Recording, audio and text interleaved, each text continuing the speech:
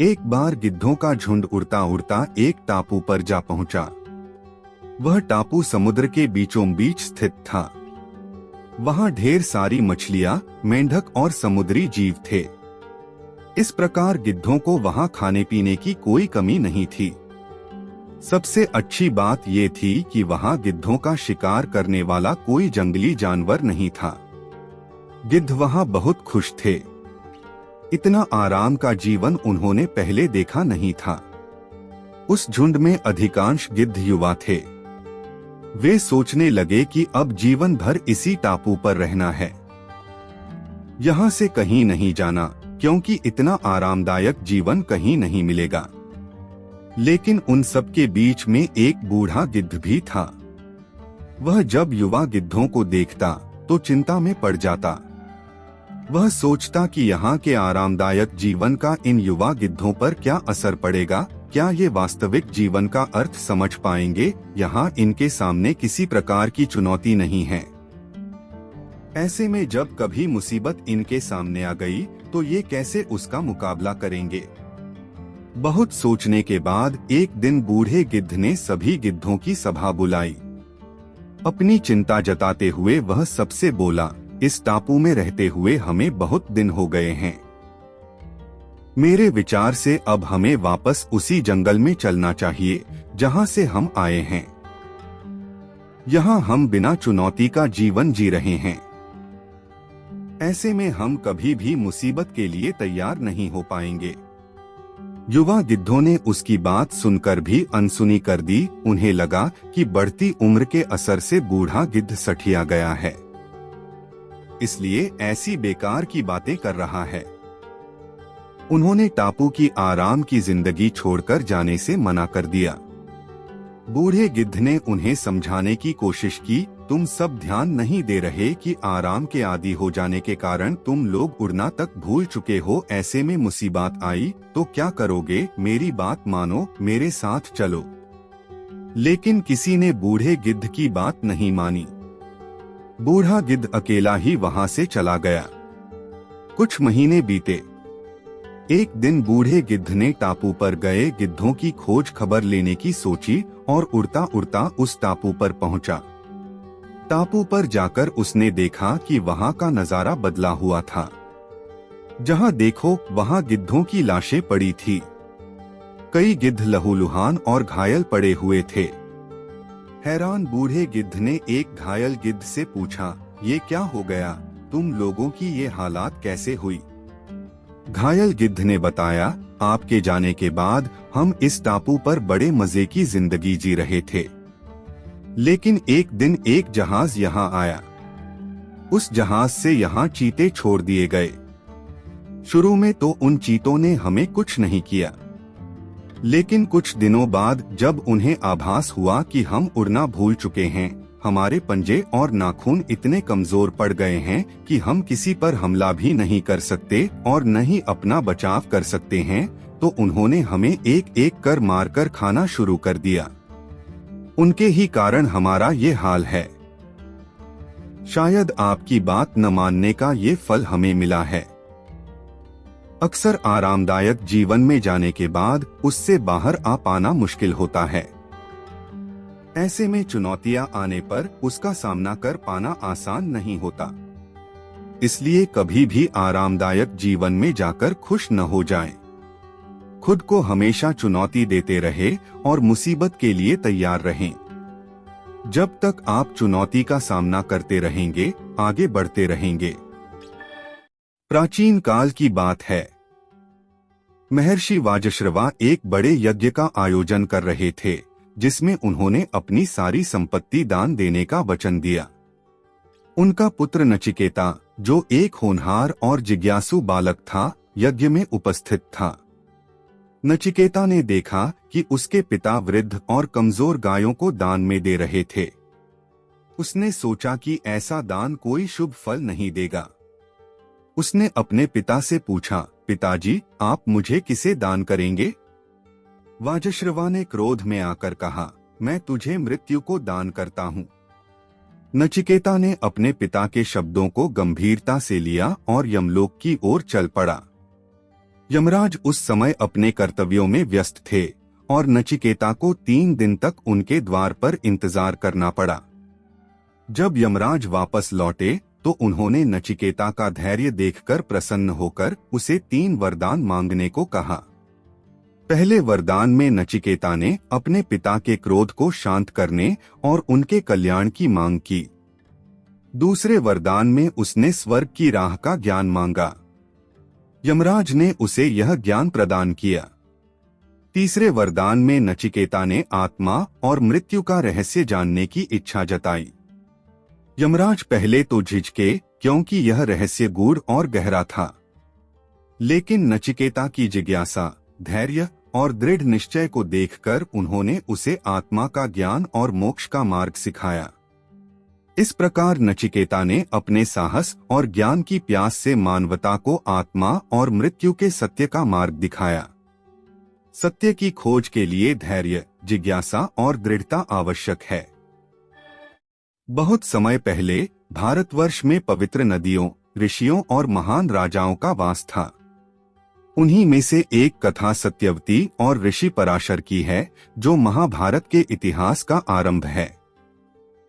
एक समय की बात है, हस्तिनापुर के पास यमुना नदी के तट पर एक सुंदर कन्या रहती थी, जिसका नाम सत्यवती था।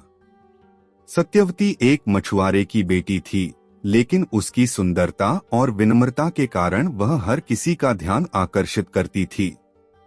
सत्यवती के पास एक विचित्र गुण था, उसके शरीर से मछली की गंध आती थी। इस कारण से वह अपने जीवन से असंतुष्ट रहती थी, लेकिन वह अपने पिता की आज्ञा का पालन करती थी और नाव चलाने का कार्य करती थी। एक दिन जब सत्यवती नदी में नाव चला रही थी, वहां महान ऋषि पराशर पहुंचे। वे अपनी तपस्या समाप्त कर यमुना पार करना चाहते थे। सत्यवती ने अपनी नाव में उन्हें स्थान दिया और नदी पार करने लगी।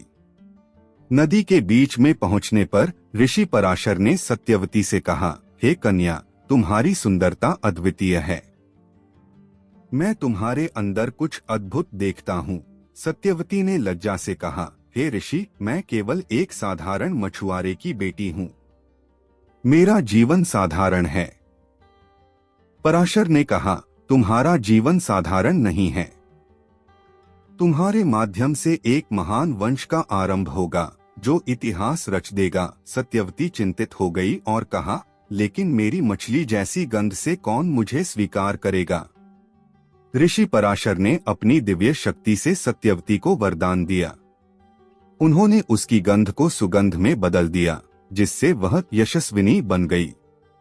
सत्यवती ने ऋषि की इच्छा का सम्मान करते हुए उनके साथ विवाह किया। इस पवित्र मिलन से एक महान संत का जन्म हुआ, ऋषि वेदव्यास। वेद व्यास ने महाभारत की रचना की और भारतीय इतिहास में एक महत्वपूर्ण स्थान प्राप्त किया। सत्यवती ने अपने जीवन में एक साधारण स्थिति से महानता प्राप्त की। बहुत समय पहले की बात है, द्वारका के राजा श्री कृष्ण और उनके बचपन के मित्र सुदामा की कहानी आज भी लोगों को प्रेरित करती है।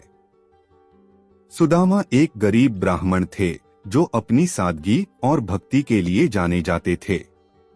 उनके पास धन नहीं था, लेकिन उनके मन में श्री कृष्ण के प्रति अपार प्रेम था।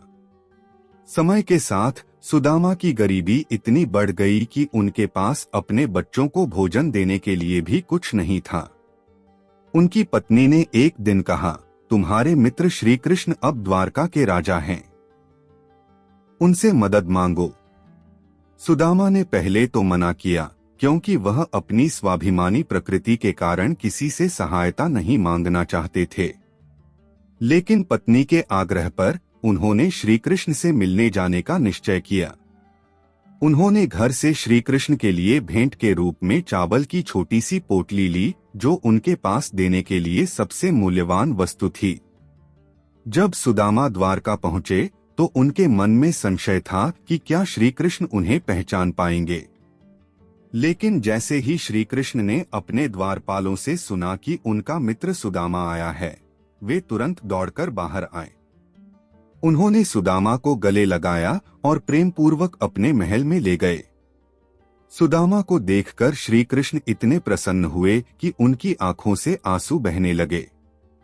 उन्होंने सुदामा का हालचाल पूछा और उनके साथ बाल्यकाल की यादें ताजा की। सुदामा ने झिझकते हुए अपनी छोटी सी भेंट, चावल की पोटली श्री कृष्ण को दी। श्री कृष्ण ने उसे इतने प्रेम से स्वीकार किया जैसे यह संसार का सबसे बड़ा उपहार हो। सुदामा ने श्री कृष्ण से अपनी समस्याओं के बारे में कुछ भी नहीं कहा।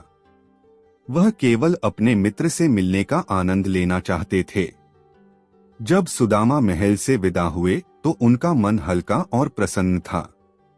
लेकिन जब वे अपने गांव पहुंचे तो उन्होंने देखा कि उनका छोटा सा झोपड़ा एक सुंदर महल में बदल चुका था। उनके परिवार के पास अब पर्याप्त धन और भोजन था। सुदामा समझ गए कि यह सब श्री कृष्ण की कृपा है। सच्चा प्रेम और मित्रता किसी भी स्वार्थ से परे होती है। श्री कृष्ण ने सुदामा की भेंट में प्रेम देखा और बदले में उन्हें वह दिया जिसकी उन्हें सबसे अधिक आवश्यकता थी। बहुत समय पहले की बात है, एक ऋषि की बेटी सावित्री अपनी बुद्धिमत्ता और सुंदरता के लिए प्रसिद्ध थी। जब वह विवाह योग्य हुई तो उसने स्वयंवर खोजने का निश्चय किया। वन में घूमते हुए उसने सत्यवान नामक एक साधारण लेकिन धर्मात्मा युवक को देखा।